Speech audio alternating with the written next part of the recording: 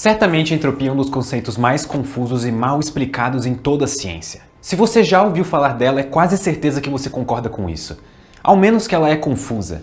Há diversos motivos pelos quais essa confusão surge e muitos deles são históricos, relacionados a uma má escolha de nomenclatura no passado e que acabou sendo mantida até hoje. Não é minha proposta nesse vídeo apresentar e discutir todo esse processo histórico. A minha proposta e objetivo será ilustrar da maneira mais simples possível como a entropia é uma quantidade estatística e como, a partir da definição que eu vou dar, a segunda lei da termodinâmica surge automaticamente e isso é lindo. Primeiramente, então, o que nós queremos dizer com quantidade estatística? Antes de tudo, é importante ressaltar que entropia não é algo que você pode tocar. Ela não é uma substância física que você pode sentir ou experimentar. Quando dizemos que a entropia é uma quantidade estatística, o que queremos dizer é que ela conta o número de maneiras nas quais nós podemos arranjar os átomos de uma substância. E isso, por sua vez, é um resultado estatístico. Eu vou dar um exemplo para mostrar como essa questão de estatística e das maneiras de arranjar átomos funciona. Suponha que nós temos um conjunto de 36 moedas idênticas e que cada uma delas possui uma face azul e outra vermelha. Eu vou organizar elas em um quadrado com 6 moedas de altura e 6 moedas de largura. Agora vamos começar com a situação na qual todas as moedas estão com a face azul voltadas para nós. Se perguntassem para você de quantas maneiras diferentes é possível obtermos a situação que eu acabei de descrever, qual seria a resposta? Uma maneira, certo?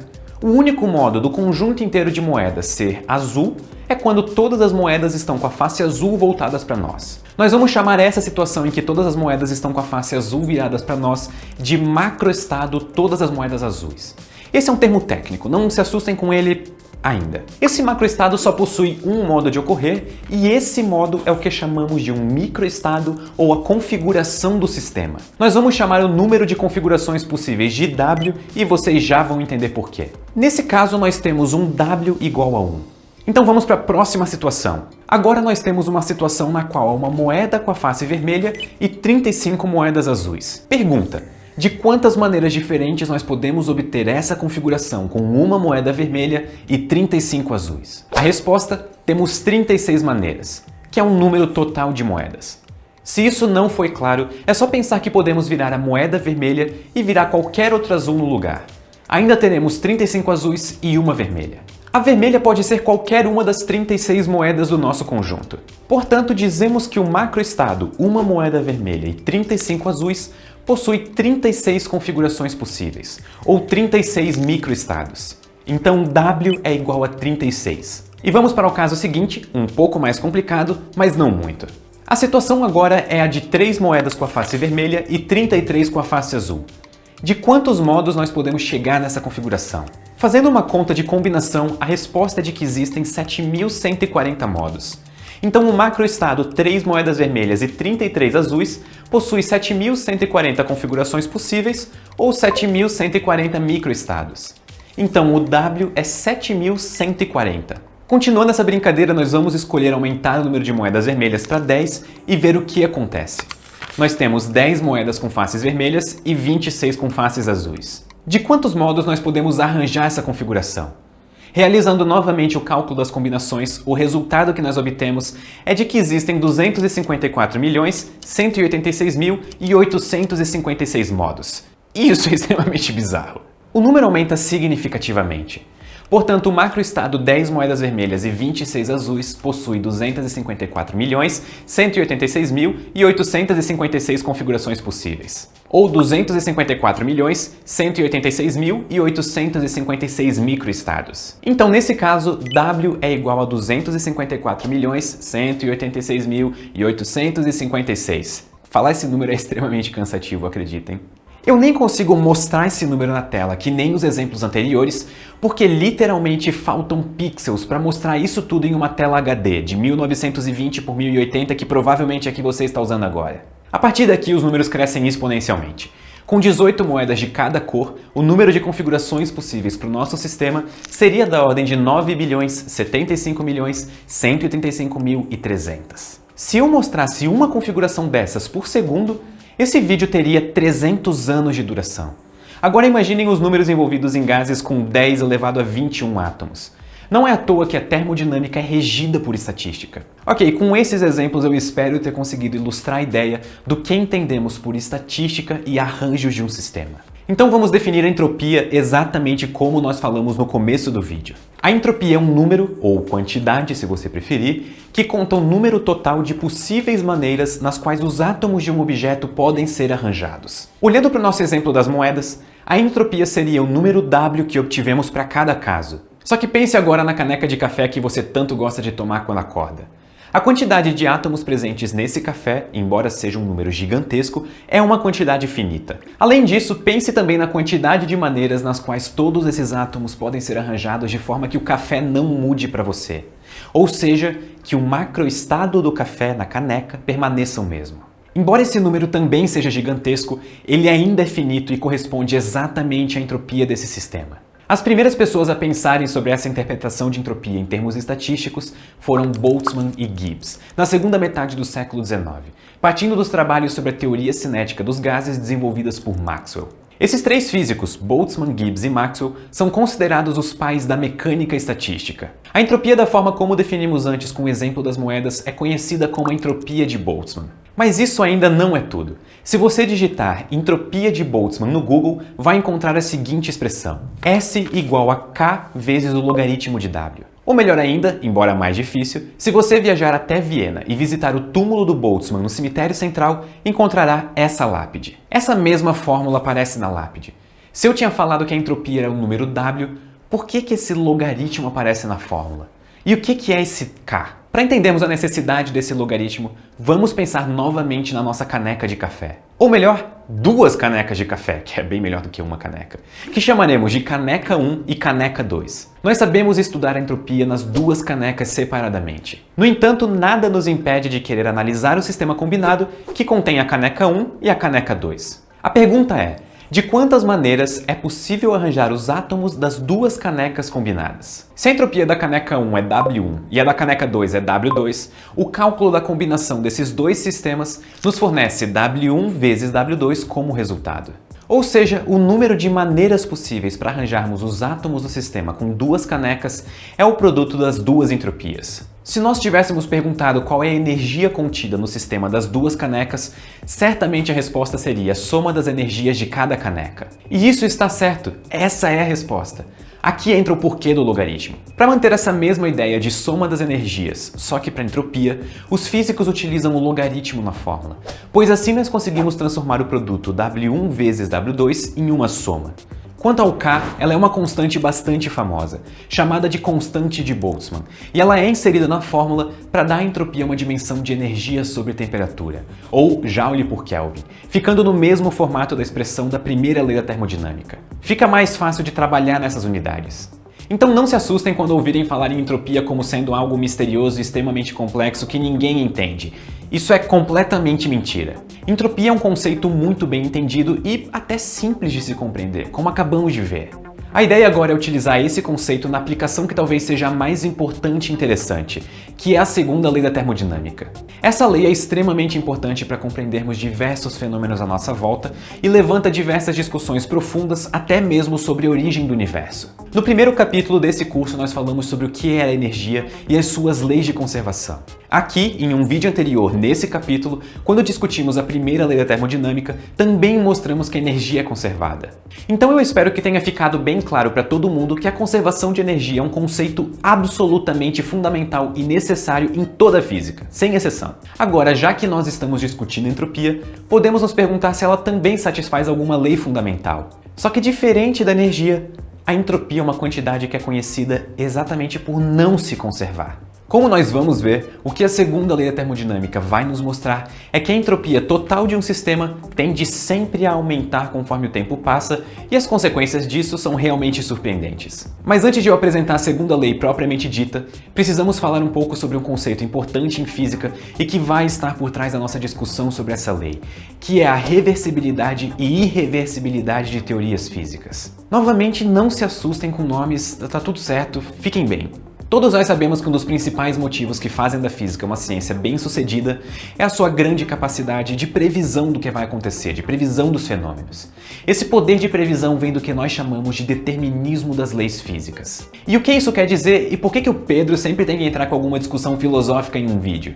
De um modo bem geral e simples, uma teoria é considerada determinística se a partir do conhecimento do sistema em um determinado instante de tempo e das suas equações de movimento, nós conseguimos prever o comportamento do sistema em qualquer instante no futuro. Todas as teorias que nós estamos estudando nesse curso são determinísticas. Mas será que somente essa condição é necessária e suficiente para que uma teoria física seja aceitável? A resposta é não. Nós aprendemos ao longo do tempo que existe mais uma condição que a natureza deseja que seja satisfeita para que uma teoria consiga descrever os seus fenômenos. Essa condição é a de reversibilidade.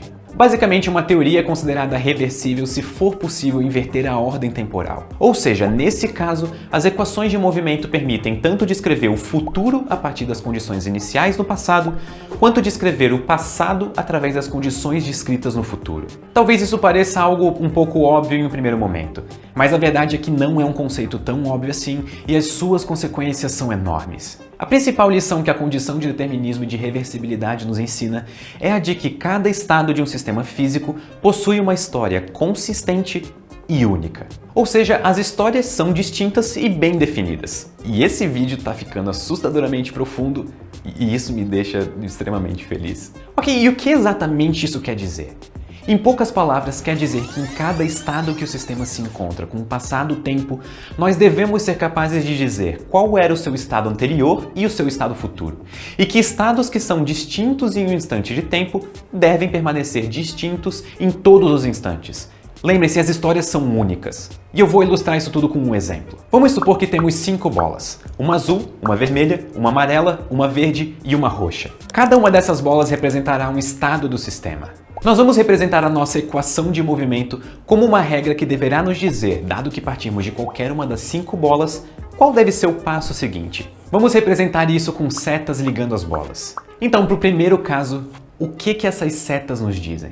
Se partirmos, por exemplo, da bola azul, o próximo passo será a bola amarela, depois a verde, depois a vermelha, depois a roxa e, por fim, retornamos para a bola azul. Se invertermos a ordem das setas, fica evidente que somente a ordem dos passos muda, mas nada diferente acontece. Esse tipo de sistema é o que chamamos de determinístico irreversível, ou seja, é um sistema físico que a natureza permite que exista. Existem inúmeras maneiras de modificar a ordem das setas nesse sistema para que ele se mantenha determinístico e irreversível. Por exemplo, veja nesse caso que, independente da bola na qual você inicie, as setas indicam para onde ir no próximo passo e, caso elas sejam invertidas, isso continua sendo válido. Esse também é um sistema fisicamente aceitável. A pergunta maior então é: quais são os sistemas que são proibidos? Vamos olhar para a seguinte situação. Quando partirmos da bola azul, a seta nos diz que devemos ir para a vermelha, na sequência para a amarela, depois para a verde e depois para a roxa.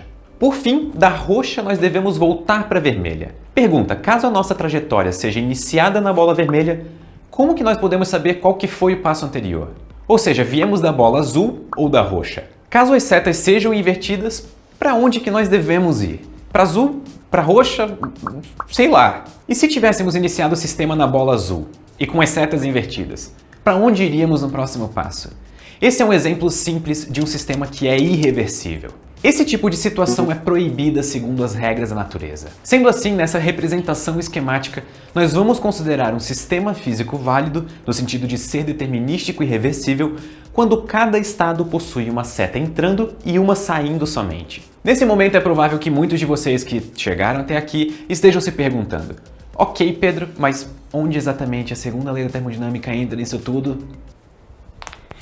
É agora que as coisas ficam interessantes. Eu prometo que vamos misturar tudo o que fizemos até então e vamos obter a segunda lei como consequência disso. Já que estamos trabalhando com bolas coloridas, vamos continuar usando elas para desenvolver o nosso raciocínio. Suponha que possuímos 2 conjuntos de bolinhas, um azul e um vermelho. O conjunto azul possui 3 bolinhas azuis e o vermelho 7 bolinhas. Vamos chamar o conjunto azul de macroestado das bolas azuis e o conjunto vermelho de macroestado das bolas vermelhas. Cada uma das bolinhas é um microestado associado ao seu macroestado. Então, o macroestado bolas azuis possui 3 microestados e o macroestado bolas vermelhas possui 7 microestados. Usando a definição que aprendemos sobre entropia, fica bem evidente que o macroestado bolas vermelhas possui uma entropia maior do que o macroestado bolas azuis, já que ele possui um número maior de microestados. Ok, agora vamos fazer o seguinte experimento. A ideia será separar o sistema em um dos dois estados, esperar um determinado tempo e depois, ao observar novamente, o veremos evoluir para o outro macroestado. Então nós temos duas situações. Na primeira, preparamos o sistema no macroestado das bolas azuis e, depois de um tempo, vemos que o sistema evoluiu para o macroestado das bolas vermelhas. Esse é um processo no qual nós saímos de um estado com menor entropia para um com maior entropia. Então, nesse processo, a entropia aumentou. Segundo, preparamos o sistema no macroestado das bolas vermelhas e, após um tempo, vemos que o sistema evoluiu para o macroestado das bolas azuis. Esse é um processo de diminuição da entropia. Será que ambos os processos são possíveis de ocorrer na natureza? A resposta é não. Na natureza, só processos em que a entropia aumenta são permitidos. E eu vou mostrar isso usando somente o conceito de reversibilidade das leis físicas e as setas como nós já aprendemos. Vamos começar pela situação 1. Veja que cada um dos microestados associados ao macroestado das bolas azuis consegue atingir um microestado vermelho de modo único.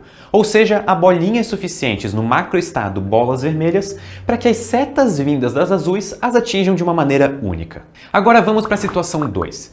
Veja que se nós quisermos que todas as bolinhas do macroestado das bolas vermelhas atinjam o macroestado das bolas azuis, pelo menos uma das bolinhas azuis necessariamente vai receber mais de uma seta. Mas como nós sabemos, isso é proibido porque viola o princípio da reversibilidade das leis físicas. As histórias precisam ser distintas e únicas. Nada de duas flechinhas para a mesma bolinha. Nesse caso, o máximo que podemos obter é que 3 das 7 bolinhas, que são os microestados vermelhos, atinjam as azuis. Com isso, nós podemos concluir que a chance do sistema passar do macroestado das bolas vermelhas para o macroestado das bolas azuis, e com isso termos uma situação na qual a entropia diminui, é de 3 sobre 7, ou aproximadamente 43%. Agora vocês devem estar pensando, poxa, mas 43% é uma chance relativamente alta, é quase 1 em cada 2 vezes. Como que então eu posso afirmar que a entropia sempre aumenta? E eu concordo com vocês, 43% de chances é algo bem significante.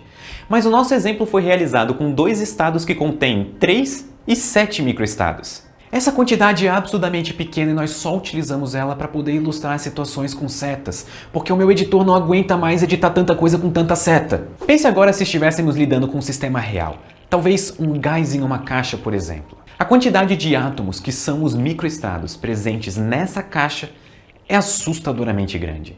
Nesse caso, as chances do sistema ir para um estado de menor entropia, de forma que isso seja perceptível macroscopicamente, é da ordem 1 em 10 elevado a 26. Isso é um número com 26 casas depois da vírgula. Ou seja, é praticamente impossível que isso aconteça.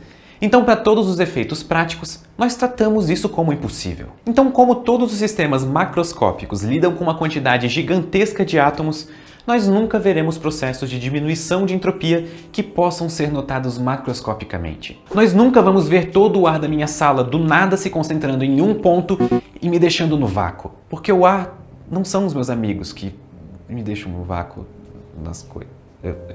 Acabou o vídeo. E com os sistemas termodinâmicos não é diferente, uma vez que eles são macroscópicos. Então a entropia total de um sistema isolado nunca pode diminuir conforme o tempo passa. E essa é a maravilhosa segunda lei da termodinâmica. Nunca vimos, em nenhuma situação, essa lei ser violada. E por isso ela é considerada um dos princípios mais sagrados de toda a ciência. Essa lei é tão interessante e profunda que ela praticamente rege todos os fenômenos cotidianos que a princípio parecem ter somente uma direção de ocorrência. Nós já vimos copos caírem e se estilhaçarem no chão, mas nunca vimos a situação contrária de um copo estilhaçado no chão se juntar completamente e ir na direção da mesa e ficar intacto em cima dela. Podemos achar milhões de exemplos desse tipo. Todos eles ocorrem pois vão de um estado com menor entropia para um estado com maior entropia. É isso que faz com que consigamos diferenciar o passado do futuro, e isso é realmente lindo! Então eu vou deixar vocês com 2 reflexões importantes e profundas sobre tudo isso que nós acabamos de discutir. A primeira é que é incrível que, usando o fato de que as leis da física são reversíveis no nível atômico, nós obtemos como conclusão que eventos macroscópicos possuem somente uma direção de ocorrência.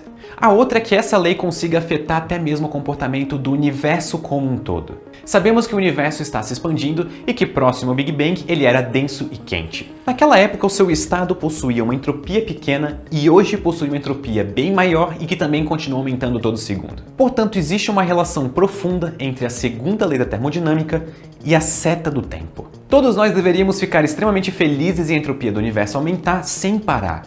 Enquanto isso acontecer, significa que nós estamos indo para o futuro e que o tempo está passando. E isso conclui esse vídeo que para mim é um dos vídeos mais profundos desse curso. Muito obrigado e até o próximo vídeo.